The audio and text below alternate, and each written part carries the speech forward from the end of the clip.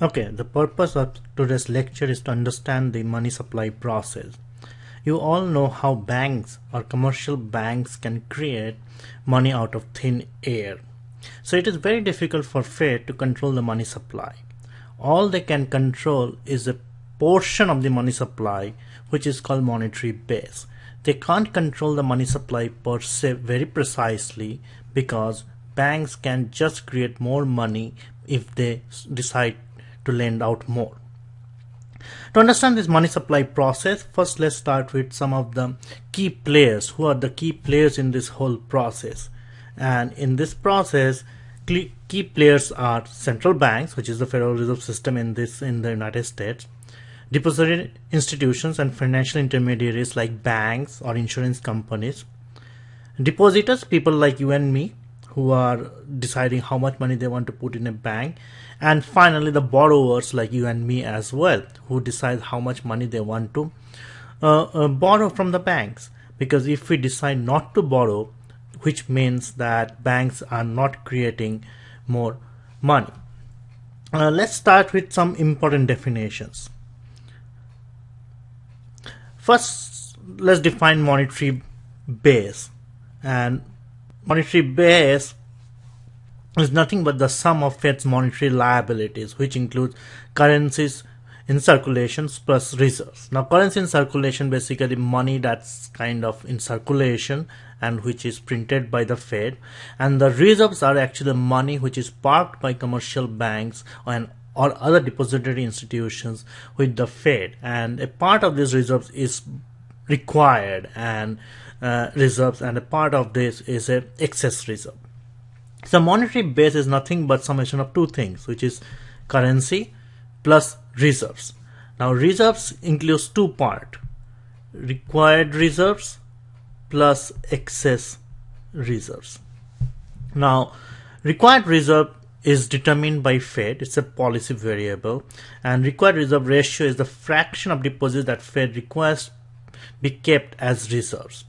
Now often banks keep more than required reserves to carry out their day-to-day transactions, and anything they keep as reserves more than the required, it's called excess reserves, and it varies from banks to banks, and often Fed has no control over how much money that bank can decide to keep in their excess reserve. So all they can control is the required reserve, which is the amount of money they put in park with the Fed to carry out day-to-day transaction.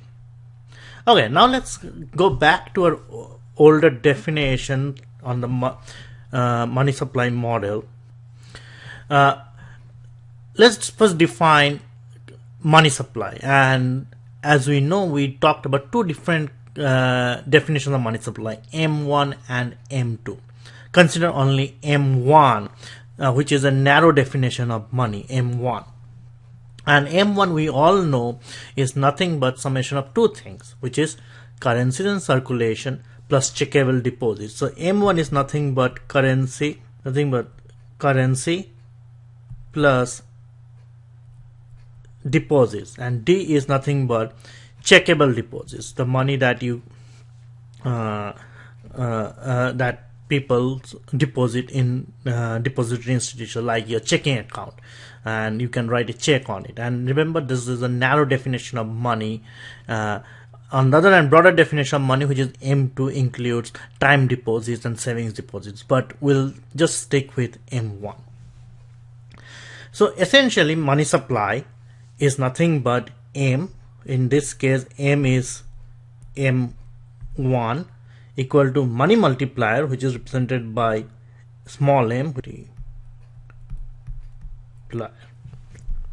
and MB is our monetary base, which is nothing but currency plus reserves, and reserves include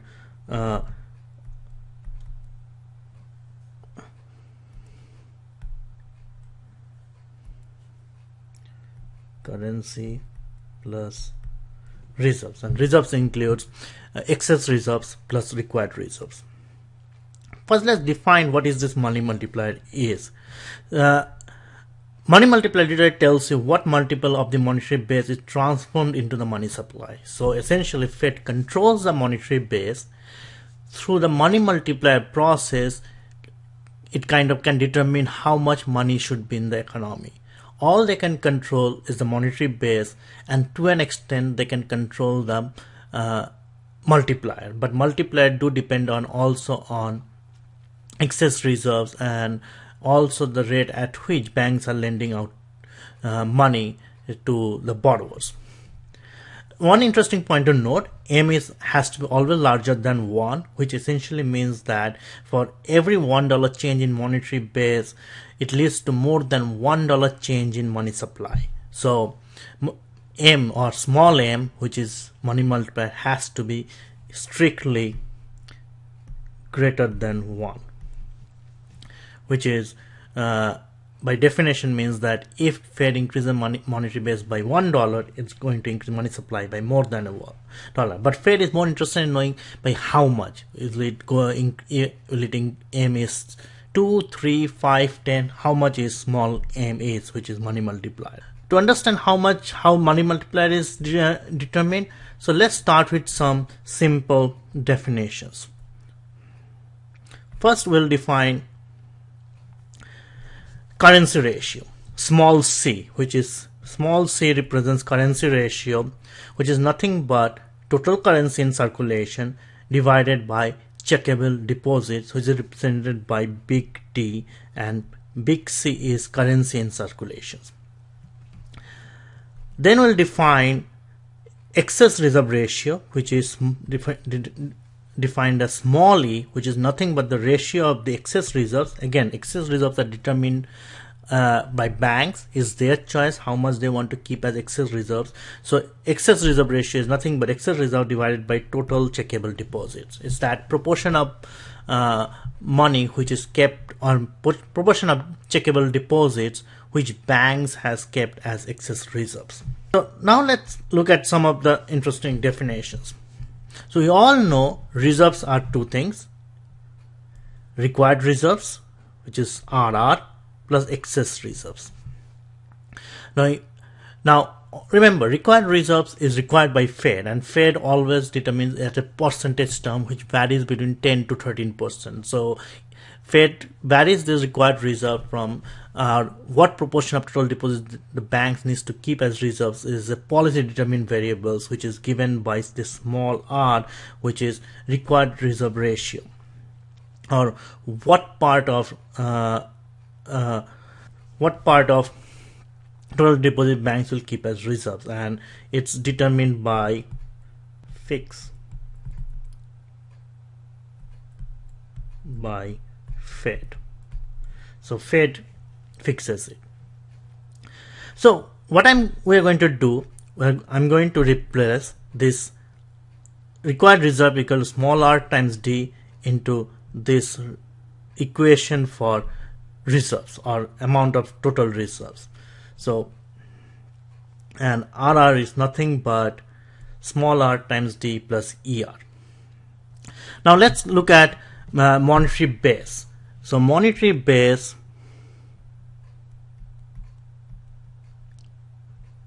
is nothing but R plus C, which is reserves plus currency in circulations, where R equal to RR, required reserves plus excess reserves, and RR is nothing but R times D.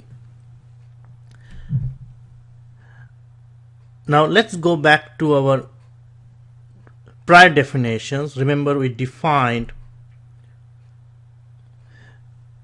currency ratio is nothing but small c equal to C by D, which implies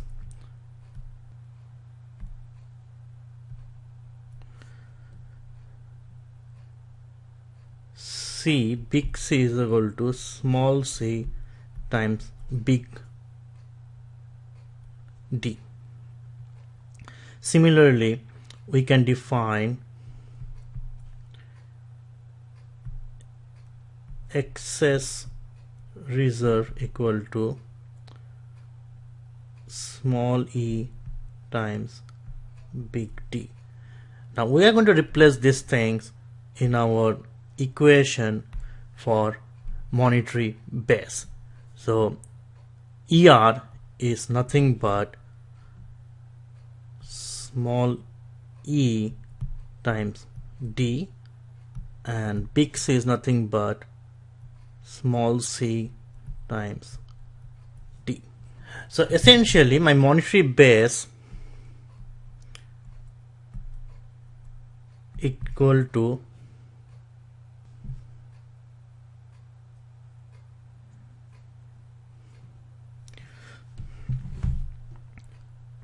R times D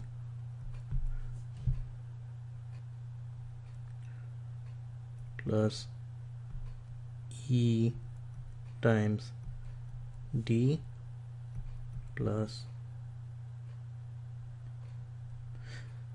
small c times D.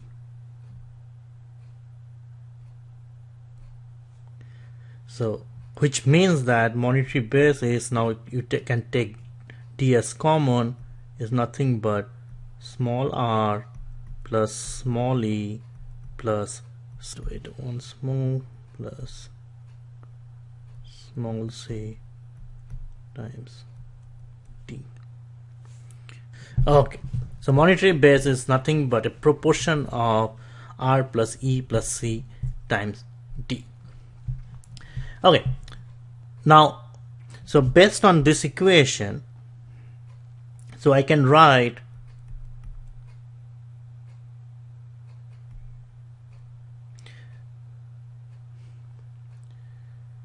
D is nothing but MB divided by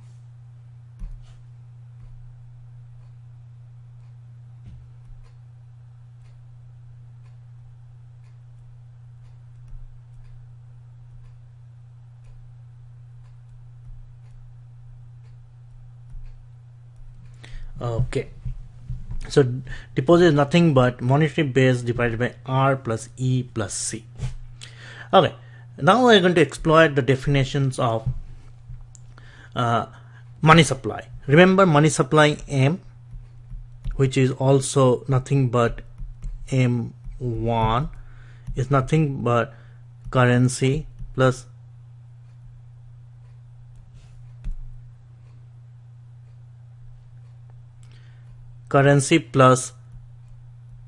deposits. Now by definition we all know this currency is nothing but small c times D, where small c is the currency ratio.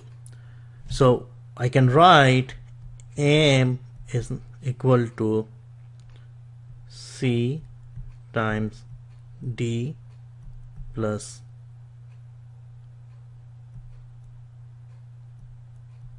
D, which is equal to 1 plus C times D, and this small c is the currency ratio. From here,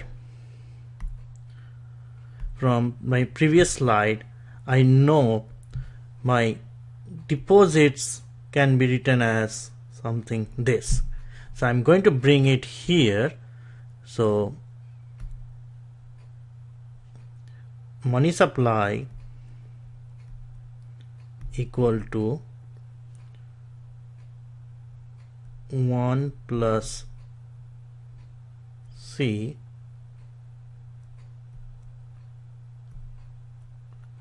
times deposits, which can be written as monetary base divided by small c plus small e plus. Okay, so remember we started with money supply is small m times MB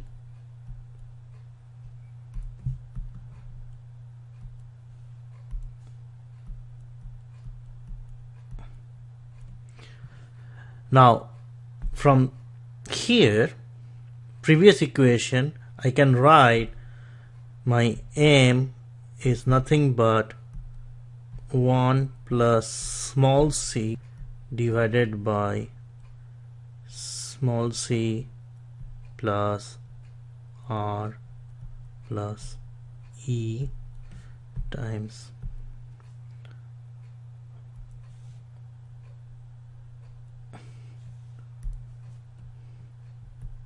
m b. Now this is nothing but your small m, which is money multiplier. This is your money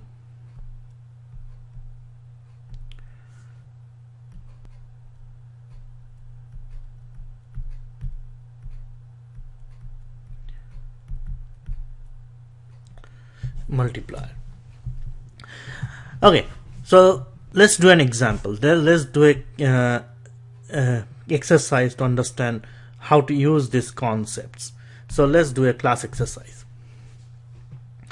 So suppose required reserve ratio is 10%, currency in circulation is $400 billion. So basically small r is given to be 10%, which is equal to 0.1. You are given currency in circulation, so big C is given to be $400 billion. Checkable deposits is 800 billion, so big D is given to be $800 billion. And excess reserves, so ER is given to be $0.8 billion. So we need to find three things: money supply M1, money multiplier, and monetary base. So let's start with money supply M1. So by definition, we all know money supply, or M is 1, is nothing but currency plus deposits. That's by definition. So from here, from my previous slide, currency is $400 and deposits are $800. So currency is $400, again it's all in billions, deposits are $800. So my money supply is equal to $1,200. Okay, now let's calculate money multiplier, which is small m. Now to calculate money multiplier, we need following things. If you remember, money multiplier, so 1 plus small c divided by small c plus r plus e. Now let's first calculate small c. Remember, small c is nothing but big C divided by D, which is equal to, in our case, big C is 400 and big D is 800. So this is equal to 0.5. Now R is given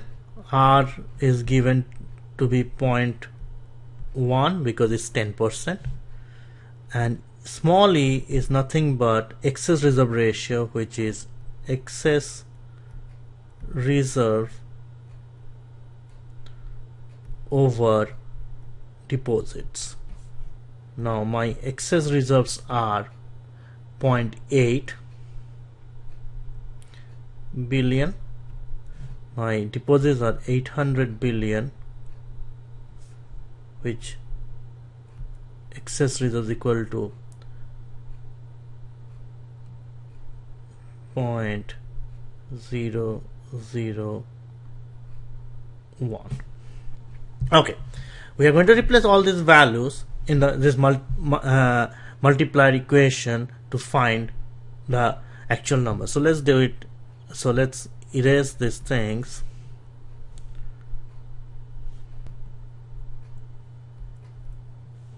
So erase this.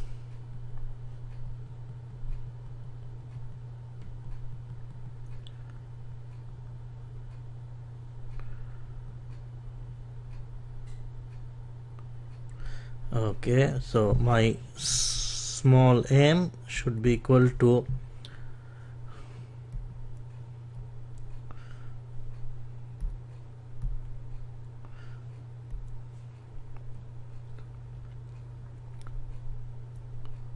one plus small c, and we found small c to be 0.5 divided by